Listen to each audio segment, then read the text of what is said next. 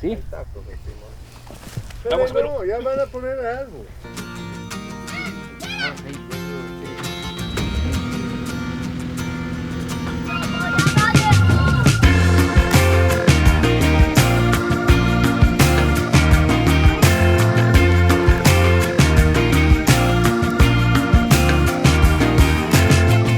Late May here at the farm, we're just looking at the flowering Saskatoons, comparing the wild ones to the varieties we have, and talking about the energy that they have, the legacy that they have, and they're kind of the basis of everything we do. This is where we started.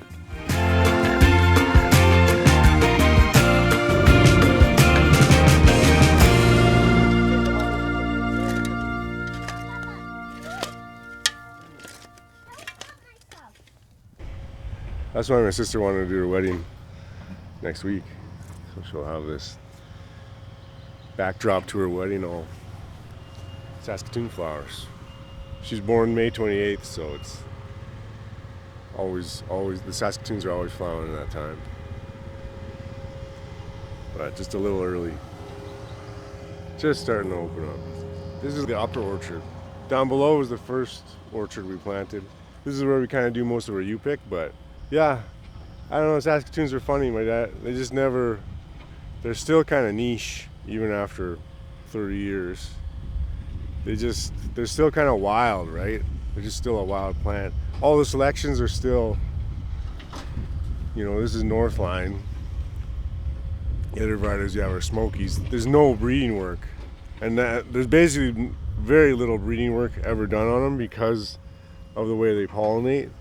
They self-pollinate. They kind of pollinate almost as soon as the flowers are ready to pollinate.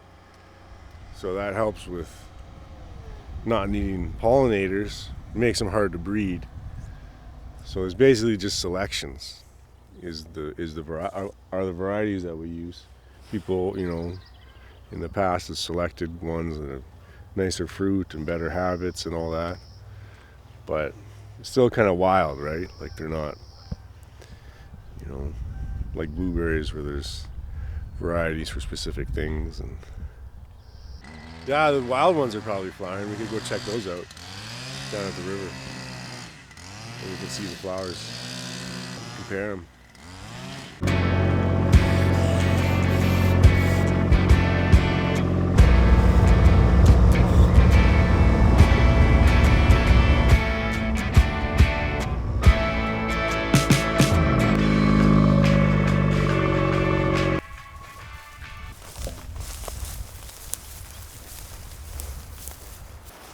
There you go, week ahead, full flower. I don't know, wild ones just know something else.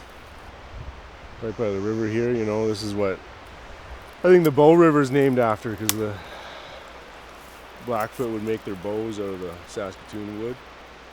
And yeah, it shows you, you know, they're wild all along the rivers. You know, you find them in like the worst spot, you know, the worst soil, you'll still see Saskatoons growing. They're nice, super tough plants. There's chokecherry here too, you know, that was what they would make their pemmican out of. Yeah, and it shows you how tough they are, you know, you see them growing wild here, that means nice and hardy for us here. It's a little bit of a tough climate here, it's just in general, growing anything.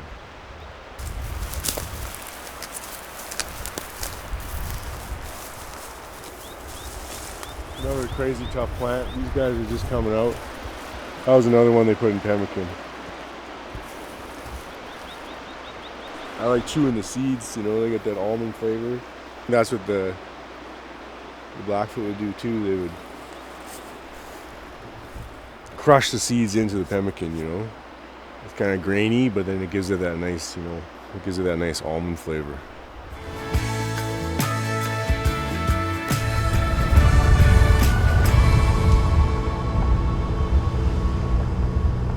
Yeah, this is a perfect example. Wild guys are all full flower. And then we got this is the original orchard in the valley, you know, still tight. Not quite there yet. In about a week, it'll be looking like this. Just shows you, you know, all along the hills here, you know, imagine that whole, all the way along the rivers, you know. A lot of the prairies was just, you know, there's no trees, you know, you get grass fires and then the bison and everything, you know, so the indigenous people would probably, you know, stick to the valleys a lot, you know, especially in the summer, and be picking Saskatoons, choke cherries, you know. It's cool.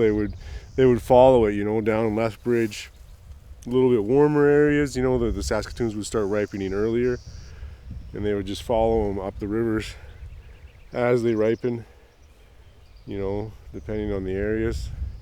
And then as you get up closer to the mountains, the higher elevation, you know, they would just keep following them, probably just processing the fruit, you know, making pemmican probably on the spot, drying it, and you know, that's what they would live off all winter. Yeah, it's nice.